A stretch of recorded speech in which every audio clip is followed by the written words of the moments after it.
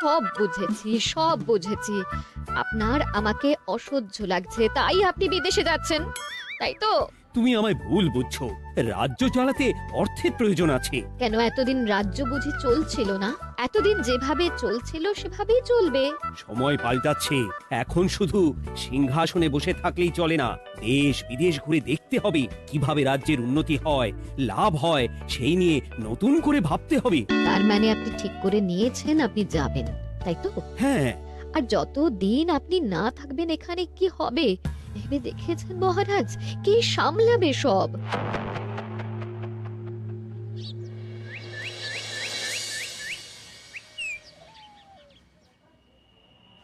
চিঠি?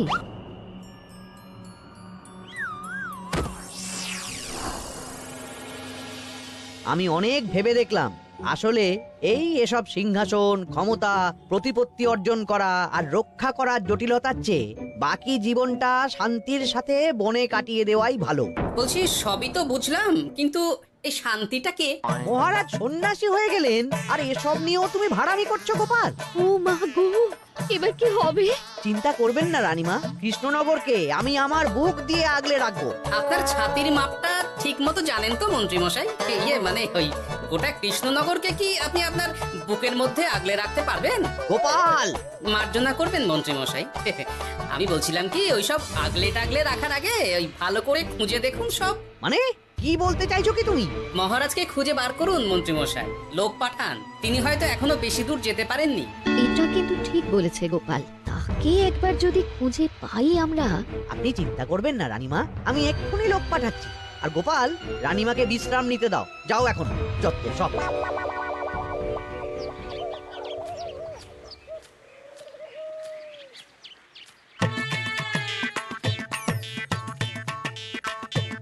ওই গো, গেলে কই? এক ঘটি জল দাও দেখি। ওই জলই খেতে হবে, শুধু জল। ঘরে এক দানাও চাল নেই। বাজারে না গেলে আজ হরি মটর। রাজ্যে রাজা নেই আর তুমি ঘরে চাল নেই বলে চিল্লামিল্লি করছো, চত্ব সব। ও মা গো, মহারাজ রাজ্যে নেই তো গেলেন কই? হ্যাঁ, বনবাসে। কি গো, এবার কি হবে তাহলে? কপালে যা লেখা আছে তাই হবে, আর কি। এই তোমার চাকরিখানা থাকবে তো? হ্যাঁ, না থাকলে বাটি হাতে বেরোবো, চিন্তা কি?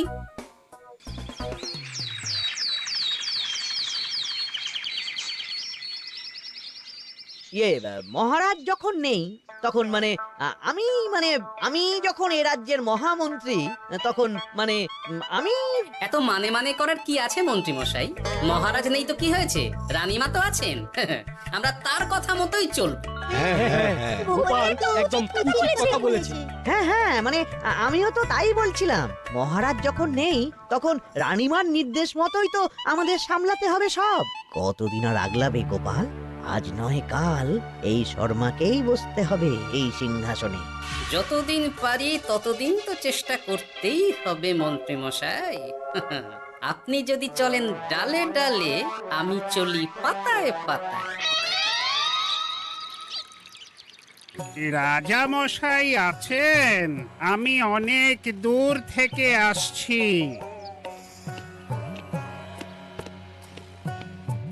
মন্ত্রীমশাই, একজন সাধু এসেছেন রাজামশাইয়ের সঙ্গে দেখা করতে। বলছেন অনেক দূর থেকে এসেছেন। জানো না মহারাজ এখন নেই?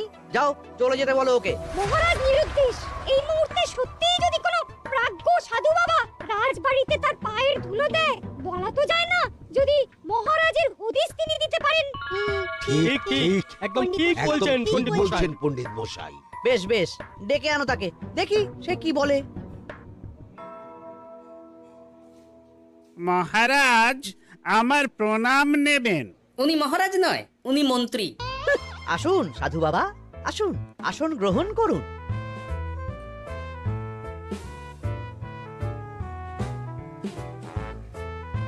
এ কি করলেন সাধু বাবা? এটা তো মহারাজের সিংহাসন। আপনার জন্য আমি অন্য আসনের ব্যবস্থা করে দিচ্ছি, আপনি বরং সেখানে বসুন। রাজাই যখন নেই তখন তার সিংহাসনে বসতে ক্ষতি কি? আপনি কি করে জানলেন মহারাজ নেই? বুঝলে না, সাধু বাবা যে অন্তর্যামী গোপাল। এবার কি হবে?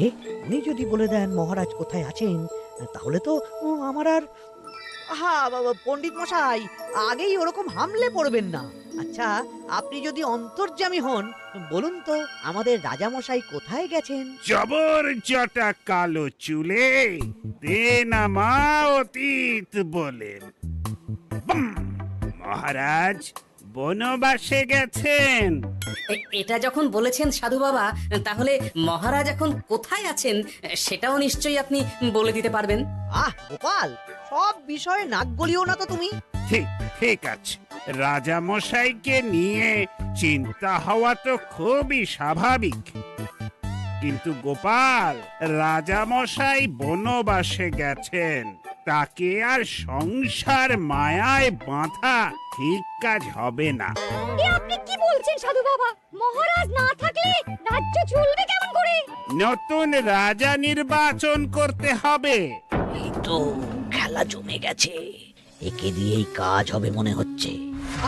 সাধু বাবা, এসব নিয়ে নয় পরে আলোচনা করা যাবে। এই কে আছো? সাধু বাবার পা ধুইয়ে দাও ভালো করে। না, বিষয়টা ঠিক সুবিধের মনে হচ্ছে না। আহা মন্ত্রী, করেছ কি? আমি সাধু মানুষ, এত খেতে পারি কি? ও বললে হবে না সাধু বাবা, আপনার জন্য নিজে দাঁড়িয়ে থেকে মহারাজের খাস হালুই করকে দিয়ে রাঁধিয়েছি সব। দেখুন না একটু, অমৃত অমৃত। বেশ বেশ, এত করে বলছো যখন, বাহ বাহ, চমৎকার চমৎকার। আমি জানি তো যে এমন খাবার আপনি আগে কখনো খাননি। তা বটে বটে, ভেবেছিলাম কটা দিন বিশ্রাম নিয়ে চলে যাব। এখন দেখছি যা আদর আতিথেয়তা শুরু করেছো তোমরা, তাতে তো মাস কয়েক কাটিয়ে না গেলে আমারই লোকসান হবে। থাকুন না, থাকুন, যতদিন ইচ্ছা থাকুন। আমার ইচ্ছা অনুযায়ী সব চললে তো ওই গোপালের জায়গায় আপনাকেই সবার মহারথী করে রেখে দিতাম চিরকাল। এসব কি বলছো মন্ত্রী? কেন, পরিকল্পনাটা মন্দ নাকি? আমি হব এই রাজ্যের নতুন রাজা, আর আপনি হবেন আমার রাজসভার প্রধান মহারথী। বটে, কাজটা খুব একটা কঠিন না। মহারাজ বনবাসে, আর আপনি নিজেই তো বললেন তাকে ফিরিয়ে আনাও ঠিক হবে না। তাহলে তা বলেছি, কিন্তু বাকি অন্যান্য সভাসদেরা আছে, তারা তো। আরে ছাড়ুন তো ওদের কথা। আকাশে হাত ছড়িয়ে আর একবার মন্ত্র করে নেবেন, বলবেন এই রাজ্যের রাজা হওয়ার ক্ষমতা একমাত্র আমার মধ্যেই আছে, ব্যাস। সবাই মানতে বাধ্য। তারপর আমার একটা হিল্লে হয়ে গেলে আপনারটার ব্যবস্থাও আমি করে দেব, বুঝলেন? বুঝলাম, একেবারে জলের মতো পরিষ্কার। ব্যাস, কালই তাহলে কাজ শুরু করে দিন। বেশি দেরি করে তো লাভ নেই। বলা তো যায় না, মহারাজের যদি রানীমার জন্য মন কেমন করে, রাজ্যে ফিরে আসে, ওসব হওয়ার আগেই সেরে ফেলতে হবে সব কাজ। রাজা হওয়ার খুব তাড়া দেখছি তোমার মন্ত্রী। ওপরে ওঠার ইচ্ছা কার না থাকে বলুন তো সাধু বাবা? আর মাত্র কটা দিনের অপেক্ষা, ব্যাস। তারপরেই এই সিংহাসনের মালিক হব আমি, কৃষ্ণনগরের নতুন রাজা হব আমি। সমস্ত ধন দৌলত থাকবে আমার এই হাতের মুঠোয়। কি অত ভাবছেন মন্ত্রী মশাই একা একা? মানে কি ভাবছি তার কৈফিয়ত তো তোমায় দিতে হবে। হিমা, ছি ছি ছি, আপনি কেন কৈফিয়ত দেবেন? আপনার মুখ দেখলেই তো বোঝা যাচ্ছে যে আপনি কি ভাবছেন। তাই বুঝি? তা বলো দেখি কি ভাবছি আমি। আপনি ভাবছেন ওই কৃষ্ণনগরের সিংহাসনের কথা। শুনে ফেললো নাকি সব? আপনি ভাবছেন আমাদের মহারাজের কথা, তাকে কিভাবে ফিরিয়ে আনা যায় সেই কথা, তাই না? মহারাজকে যে আর ফিরিয়ে আনা যাবে না, সে কথা তো আগেই বলেছি। তাই যদি হয় সাধু বাবা, আপনি এর একটা কিছু বিহিত করুন, না হলে রাজা ছাড়া রাজ্য। ঠিক বলেছ, রাজা রাজ্য, নুন ছাড়া তরকারি, আলো ছাড়া দিন, জল ছাড়া জীবনের মতো। তাই যত দ্রুত সম্ভব নতুন রাজা নিয়োগ করা দরকার। কিন্তু এ বিষয়ে সিদ্ধান্ত নেওয়ার আগে রানীমার সাথে কথা বলা জরুরি। তার চেয়েও জরুরি একটা কাজ আগে করা দরকার। কিসের কথা বলছেন মন্ত্রী মশাই? গোপালের বহিষ্কার। এ আপনি কি বলছেন মন্ত্রী মশাই? একে রাজা মশাই, তার মধ্যে গোপালের মতো বিচক্ষণ মানুষকে রাজসভা থেকে বহিষ্কার করলে তো রাজ্যেরই ক্ষতি। এটাই হচ্ছে সমস্যা। এই কক্ষে যার যেটা কাজ নয় সে সেটা নিয়ে বেশি চিন্তিত। তুমি বিজ্ঞানে মন দাও, রাজকাজ আমার দায়িত্ব। তাহলে এরকম সিদ্ধান্ত নেওয়ার আগে সবার সাথে আলোচনা করা দরকার। কোনো দরকার নেই, আমি যা বলেছি তাই হবে।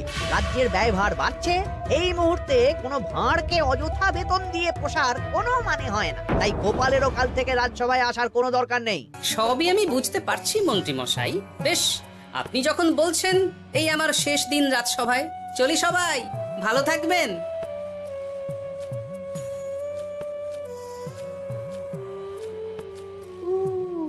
এত সহজে যে বেটা মাঠের বাইরে চলে যাবে বুঝতেই পারিনি আগে। এবার আমার আর সিংহাসনের মাঝে নেই কোনো বাধা, নেই কোনো কাটা। তুমি চিন্তা করো না, আমি নিজে মন্ত্রীর সাথে কথা বলবো। না না রানীমা, সেসবের দরকার নেই। মহারাজ ছাড়া রাজবাড়ি শূন্য শূন্য লাগে। আমারও মন লাগছে না এখানে। বেশ, যা ভালো বোঝো তাই করো, তবে ডাকলে এসো কিন্তু। হ্যাঁ রানীমা, নিশ্চয়ই আসবো। এখন আমি চলি। যাক, এই কদিনে মাথাটা খেলানোর সময় পাওয়া যাবে একটু, না হলে কেমন যেন গুলিয়ে যাচ্ছে সব। কি যে বললো গোপাল দাদা, এই শেষ দুটো শাকের আটি নিয়েও দরদাম করবে তুমি? ওরে, আমি বেকার মানুষ, দরদাম না করে উপায় আছে আমার? হ্যাঁ শোনো শোনো শোনো, মহারাজ কৃষ্ণচন্দ্রের অবর্তমানে কৃষ্ণনগরে নতুন রাজা হিসেবে নির্বাচিত হবেন রাজ্যের মহামন্ত্রী। সেই শুভানুষ্ঠানে রাজবাড়িতে আমন্ত্রণ রইল। এসব কি হচ্ছে বলো তো গোপাল দাদা?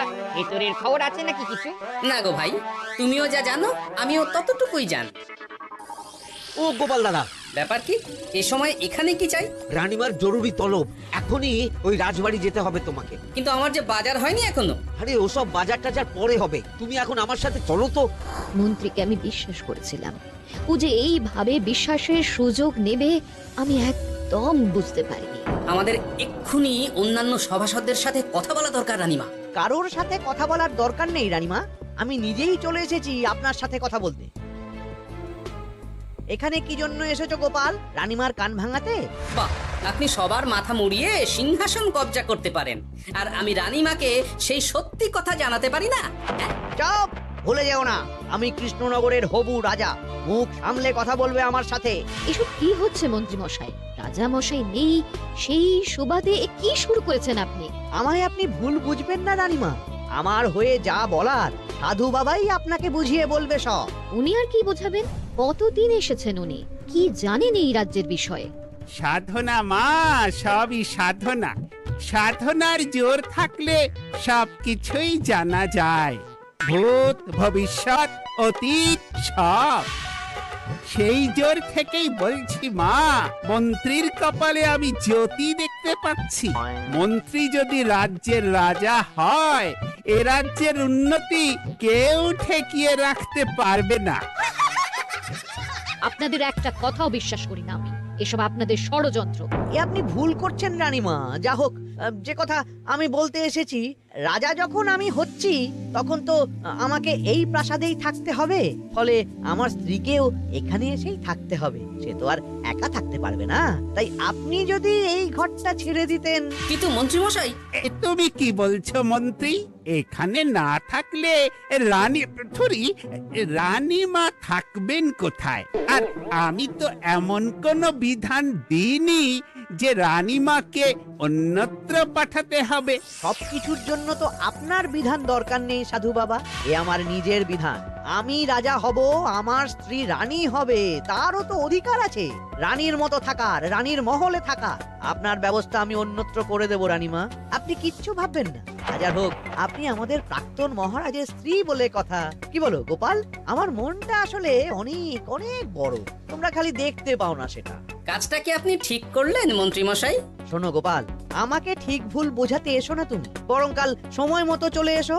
কৃষ্ণনগরের নতুন রাজার রাজ্যাভিষেকের জন্য মহাভোজের আয়োজন হবে। যতদিন পাচ্ছ খেয়ে নাও পেট ভরে।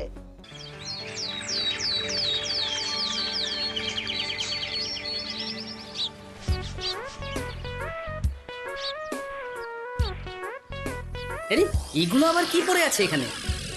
এ কি? এ তো মহারাজের পোশাক। এখানে এসব কি করে এলো? তাহলে কি মহারাজ? না না না, হিসেবটা কেমন যেন ওলট পালট হয়ে যাচ্ছে। সময় তো হয়ে গেল, নতুন মহারাজকে ডাকুন এবার। এসে গেছি এসে গেছি। আসুন মন্ত্রী মশাই আসুন, মুকুট নিয়ে দাঁড়িয়ে আছি আপনার মাথায় পরাবো বলে। সাধু বাবা, এবার মহারাজ বলা অভ্যাস করুন। মহারাজ। মহারাজের হদিশ পাওয়া গেছে মন্ত্রী মশাই, মহারাজের হদিশ পাওয়া গেছে। এই কি স্বপ্ন এসে কথা? মহারাজের হদিশ পাওয়া গেছে মানে কোথায় মহারাজ? না না, মহারাজ না, মহারাজের পোশাক পরে আছে পুকুরের ধারে। আমার মনে হয় তিনি ওই পুকুরে ডুব দিয়ে নিরুদ্দেশ হয়ে গেছেন। ও তাই বলো? তা বেশ তো, প্রাক্তন রাজার জন্য না হয় কিছুক্ষণ নীরবতা পালন করে নেব আমরা, ব্যাস। আপনি কি বলছেন মন্ত্রী মশাই? মহারাজ সত্যি ওই পুকুরে ডুব দিয়েছেন কিনা সেটা তো তুলিয়ে দেখা দরকার একবার। সেসব হবে আমি রাজা হওয়ার পর। নিন সাধু বাবা, মুকুট পরান। কিন্তু মন্ত্রী মশাই, আরো একটা দুঃসংবাদ আছে যে। ও আবার কিসের দুঃসংবাদ? মহারাজ যে পুকুরে ডুব দিয়েছেন সেই কথা বলতেই রানীমা অজ্ঞান হয়ে গেছে। তুমি যে কি করো না গোপাল, শুভ সময়ে অশুভ একটা সংবাদ দিয়ে দিলে তো সব বরবাদ করে। এই কে আছো? গ্রেফতার করো গোপালকে। তার আগে তোমায় গ্রেপ্তার করা হবে। এত বড় সাহস তোমার? হবু রাজাকে গ্রেফতার করার কথা বলো তুমি? আজ তোমার একদিন কি আমার একদিন। কিসের হবু রাজা? আমি কৃষ্ণনগরের আসল রাজা। হ্যাঁ আমি।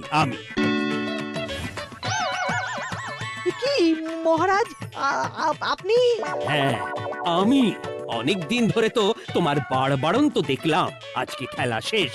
কিন্তু গোপাল, রানী কোথায়? কেমন আছে সে? এক্ষুনি তার কাছে আমাকে নিয়ে চলো। রানীমা ভালোই আছে মহারাজ, কিচ্ছু হয়নি তার। কিন্তু তুমি যে বললে রানী অজ্ঞান হয়ে গেছে। এটুকু মিছে কথা না বললে যে আপনার লুকোচুরি খেলাটা এত সহজে শেষ হতো না মহারাজ। লুকোচুরি বটে, কিন্তু তুমি বুঝলে কি করে এত সব? প্রথম সন্দেহটা হলো যখন রানীমাকে অন্যত্র রাখার কথা বলতেই আপনি বিচলিত হয়ে উঠলেন, তখন। তারপর পুকুর পাড়ে আপনার পোশাক, ব্যাস এটুকুই, আর কিছু নয়। আর প্রথম দিন রাজসভায় এসেই সোজা সিংহাসনে চড়ে বসা, ব্যাস। একে একে 2 আর 2 2 4 করে ফেললাম।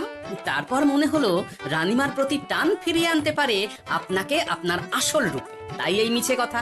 অধমের অপরাধ মার্জনা করবেন মহারাজ। গোপাল, তোমার তুলনা নেই। কিন্তু মহারাজ, আপনি কেন এই ছদ্মবেশ নিয়েছিলেন তার আসল উদ্দেশ্যটা কিন্তু এখনো আমার কাছে পরিষ্কার হয়নি পুরোটা। আসলে আমি পরীক্ষা করছিলাম, বুঝলে? কিসের পরীক্ষা মহারাজ? যে আমার অনুপস্থিতিতে কে এই রাজ্য চালাবে তার পরীক্ষা। এবং আমি ঠিক করেছি যে কদিন ব্যবসার কাজে আমি বাইরে থাকবো, ততদিন রানীর পরামর্শ মতো সমস্ত কিছু সামলাবে গোপাল।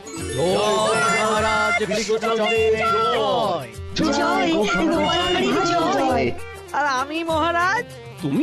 তুমি থাকবে পেয়াদা।